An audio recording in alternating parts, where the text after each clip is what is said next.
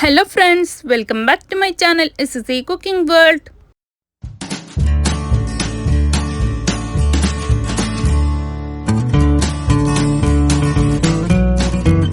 ഇന്ന് ഞാൻ നിങ്ങളുടെ മുമ്പിൽ വന്നിട്ടുള്ളത് നല്ല ടേസ്റ്റിയും ഹെൽത്തി ആയിട്ടുള്ള ഒട്ടും ഓയിലൊന്നും യൂസ് ചെയ്യാതെ തയ്യാറാക്കിയ ഒരു സ്നാക്കിൻ്റെ റെസിപ്പിയുമായിട്ടാണ് കേട്ടോ.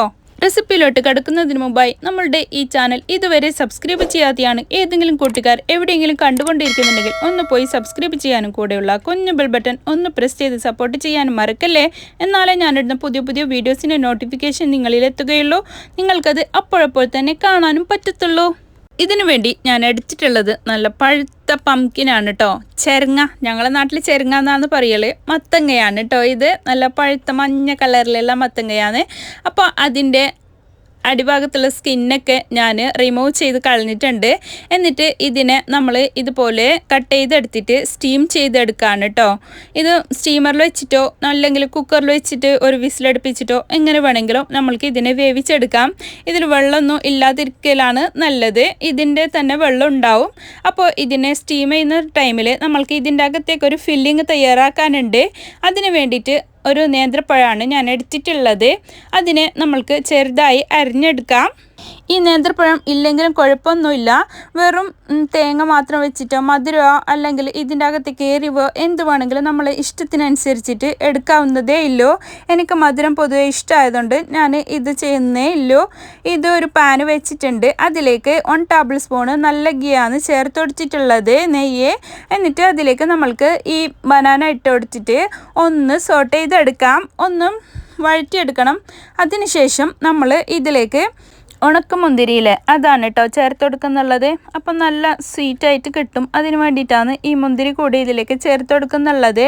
ഇതിലേക്ക് കാഷ്യൂനട്ട്, ആൽമണ്ട് അതൊക്കെ വേണ്ടെന്നുള്ളവർ അങ്ങനെ ഒന്ന് പൊടിച്ച് ചേർത്ത് കൊടുക്കാവുന്നതേ ഉള്ളൂ, ചെറിയ പീസുകളാക്കിയിട്ട്. അപ്പോൾ ഞാൻ അതൊന്നും ചേർത്ത് കൊടുക്കുന്നില്ല. എന്നിട്ട് ഇതിലേക്ക് 1 കപ്പ് തേങ്ങയാണ് പിന്നെ ഞാൻ ചേർത്ത് കൊടുക്കുന്നുള്ളത്, ഫ്രഷ് ചിരവിയ തേങ്ങ. ആ 1 കപ്പ് തേങ്ങ കൂടി ഇതിലേക്ക് ചേർത്ത് കൊടുത്തതിന് ശേഷം ഞാൻ ഇതിലേക്ക് ഷുഗർ ഇട്ട് കൊടുക്കുന്നുണ്ട്, ഒരു 2 ടേബിൾ സ്പൂണ്. നമ്മൾക്ക് മധുരമൊക്കെ എത്രത്തോളം ആവശ്യമുണ്ട് അതിനനുസരിച്ചിട്ട് ഇട്ട് കൊടുക്കാം. ഈ ഷുഗർ ഒഴിവാക്കിയിട്ട് നമ്മൾക്ക് ശർക്കര വേണമെങ്കിൽ അങ്ങനെയും ചേർത്ത് കൊടുക്കാവുന്നതേ ഉള്ളൂ കേട്ടോ. ഞാൻ 2 ടേബിൾ സ്പൂൺ ഷുഗറാണ് ഇവിടെ ചേർത്ത് കൊടുക്കുന്നുള്ളത്. അപ്പോൾ ഹെൽത്തി ആയിട്ടൊക്കെ വേണമെന്നുണ്ടെങ്കിൽ ശർക്കര ചേർത്ത് കൊടുക്കാം. പിന്നെ നമ്മൾ ഒരു 1/2 ടീസ്പൂണ് ഏലക്കപ്പൊടിയാണ് ചേർത്ത് കൊടുത്തിട്ടുള്ളത്, കാർഡമം പൗഡർ. അതും കൂടി ചേർത്ത് കൊടുത്തിട്ട് ഒന്ന് ഇതിനെ വഴറ്റി കൊടുക്കാം.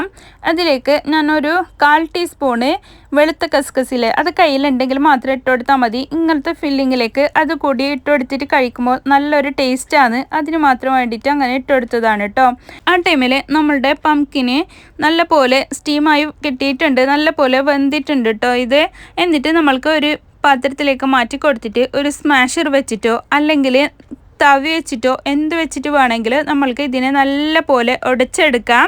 എന്നിട്ട് ഇതിലേക്ക് പാകത്തിനുള്ള ഉപ്പ് കൂടി ചേർത്തെടുക്കണം. പിന്നീട് ഇതിലേക്ക് റൈസ് പൗഡറാണ്, വറുത്ത പത്തിരിപ്പൊടിയില്ലേ അതാണ് കേട്ടോ ഞാൻ ഇതിലേക്ക് ചേർത്ത് കൊടുക്കുന്നുള്ളത്.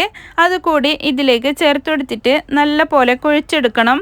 നല്ല നമ്മളുടെ ഉന്നക്കായയുടെ പഴം ഉണ്ടാവില്ല, ഉന്നക്കായക്ക് എങ്ങനെ ഉണ്ടാവും അതുപോലെ ആക്കിയിട്ട് എടുക്കണം കേട്ടോ. ഇത് പാകത്തിനുള്ള ഉപ്പും ഏലക്കപ്പൊടിയാണ് 1/2 ടീസ്പൂണ് ഞാൻ ചേർത്ത് കൊടുത്തിട്ടുള്ളത്. ഇത് 1 കപ്പ് വരെ അരിപ്പൊടി ഞാൻ ഇതിലേക്ക് ചേർത്ത് കൊടുക്കുന്നുണ്ട്.